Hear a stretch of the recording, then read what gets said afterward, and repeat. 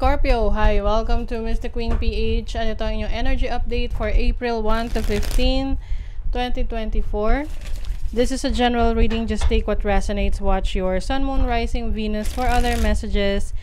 And thank you sa lahat ng mga sumusuporta dito sa ating channel. Just a reminder, gamitin nyo lamang ang reading na ito bilang gabay. Pa-follow, like na rin ang ating Facebook at TikTok. Lahat po yan Mr. Queen PH. Like, share, subscribe, turn on post notifications para lagi kayong updated sa ating mga readings. And also, if you are interested in private readings, meron tayong link sa description at sa pinned comment kung paano makakapag-book. Okay, so titingnan natin Scorpio. Energies for you first half ng April, and then money, career, finances, and then love life. Okay, let's see.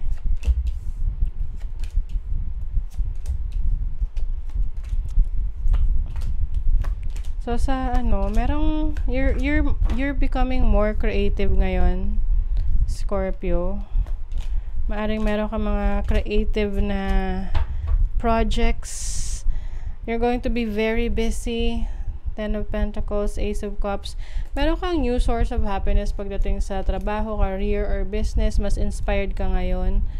Lalo na at maganda ang pasok ng pera, no? With the Nine of Pentacles. This is financial stability.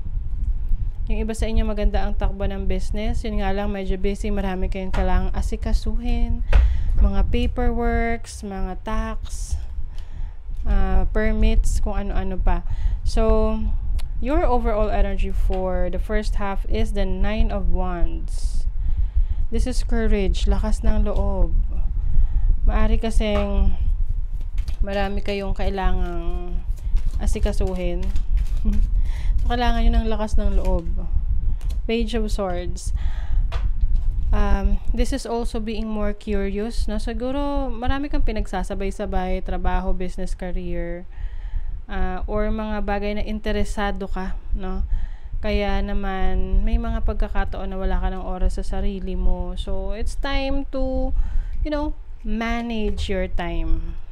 Kailangan mo raw i-manage ang iyong oras. You have the World card as your challenge. Maaring meron ka ng kailangang i-let go or i-end ang cycle. So pwedeng bagong yung iyong dating trabaho or anything na sa tingin mo nagawa na niya yung kanyang purpose, na nag-serve na ng kanyang purpose. You have the Ten of Wands. So, ayan, ang dami mong responsibilities, obligations. So, pwede tong related sa mga financial obligations na yung iba, kailangan nyo nang itigil para mabawasan ang inyong dinadala. Kailangan nyo ng bitawan, lalo na kung alam nyo na hindi nyo naman talaga responsibility. Parang inako nyo lang para meron kayong matulungan. So, your opportunity is the Empress. So, this is being more creative, productive. This is abundance as well. You have the Strength card. So, some of you, pwede rin tong may bagong baby na parating sa buhay ninyo. Or this can also mean an opportunity to create something using your talents, your skills, your abilities. Your blessing is the Four of Pentacles, which is about financial stability. Kung merong mga stressful situation sa finances mo, ito ay masusolusyonan mo na sa pamamagitan ng pag-let go ng mga responsibility na hindi naman talaga para sa'yo. Pwede kasing iba sa inyo ay nire-require ng family, no, na ikaw magbayad ng ganito, ng ganyan, pero hindi mo naman talaga yon obligasyon. So pwedeng isasaayos mo yan na tipong pag-uusapan at i-let go. So your money, career, finances, you have the Moon card. Maraming pag-aalala. Bakit? Ba't kayo nag-aalala? What is the Moon? The World. Okay. Oo, parang talagang siguro yung iba sa inyo, na nagwo-worry kayo sa mga bagay na i-let go nyo or parang bibitawan ninyo para sa inyong kapayapaan ng isip. Kasi 'di ba, yung iba, yun nga inoobliga ng pwedeng ng family, pero pwedeng nandun ka na sa point na pakiramdam mo nagawa mo naman na yung part mo. So, your challenge is the 7 of Pentacles. Yung iba sa inyo, pwedeng nagiging impatient kayo sa sa mga investments ninyo. Iniisip nyo, ba't parang ang tagal naman na bumalik sa akin yung investment ko, or yung effort ninyo sa trabaho, sa business, sa career, hindi nyo masyadong nakikita.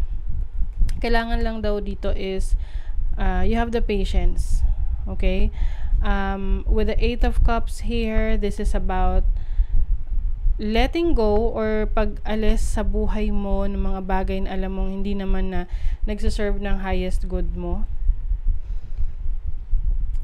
Yung iba naman sa inyo, pwedeng meron kayong bibitawan na parang doon na naman tayo sa bibitawang responsibility Yung iba sa inyo ganun because you feel like hindi worth it, no?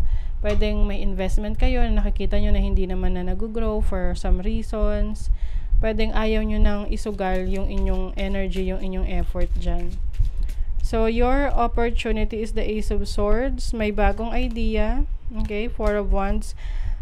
Yung iba sa inyo, meron kayong opportunity to work from home or to earn money at the comfort of your home. No, nasa bahay lang kumikita ng pera, pwedeng content creation kasi nga mas magiging creative kayo. Pwede namang business ito na gagawan mo ng paraan na matagawa mo kahit nasa bahay lang. Your blessing is the Devil. So this is about releasing any toxicity sa buhay mo, sa career mo, or any bad habits or unhealthy habits sa iyong spending. Okay, 6 of Wands. Yes, you're going to be successful in letting go of an unhealthy habit. So, pwedeng dati kasi kapag meron kang gustong bilhin, binibili mo lang right away, hindi mo pinag-iisipan, or may mga bagay na pinagkakagastusan ka na hindi mo naman kailangan, or alam mong hindi nakakabuti sa'yo. So, yung iba sa inyo, you are letting go of that. You are releasing anything toxic sa inyong life, lalo na sa inyong kaperahan. So, sa love life naman, you have the Page of Swords. Parang meron kayong matutuklasan na katotohanan sa isang tao that you are connecting with. Pwedeng malalaman nyo to dahil sa social media. You may be dealing with a water sign. Kapareho yung water sign, Cancer, Scorpio, Pisces. Ito yung tipong pagbibigyan mo pa rin bibigyan mo pa rin ng pagkakataon, pero I think this will lead to ending of a connection, a relationship. Meron ditong manggo-ghost. Oo, bigla na lang mawawala. Page of Wands. Pwedeng you are dealing with someone who is very immature. Yung tipong hindi siya non-committal. Takot siya mag-commit sa isang relationship. With the Death card here, this is also your energy. So, kung blessing to para sa'yo, ito ay ending or closing a relationship and starting something new. King of Cups. Mas mamahalin mo yung sarili mo. Mas pagtutuunan mo ng pansin yung sarili mo ngayon. Kasi pwedeng naibigay mo na yung best mo sa relationship na yan, and yet hindi pa rin niya napahalagahan. With the 5 of Swords as a blessing, parang siya, may marireveal na mga secrets. Oo, yung mga bagay na diniskartehan niya na itago sa'yo. And as a blessing, makikita mo yun.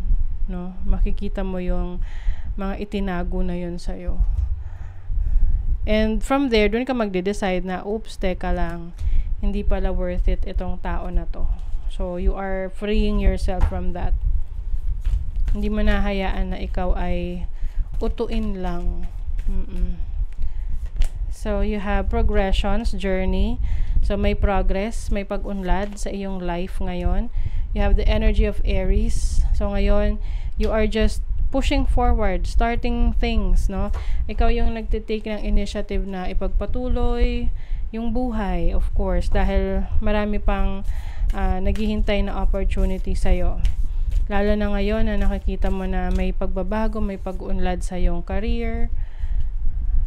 Mural, be your own first priority. O, diba? Sarili mo naman ang bibigyan mo ng attention ngayon. Kasi kung dati, yung iba lagi yung inaasikaso mo. Ngayon, ikaw naman. Okay? So, that is your reading, Scorpio. Thank you so much. Bye.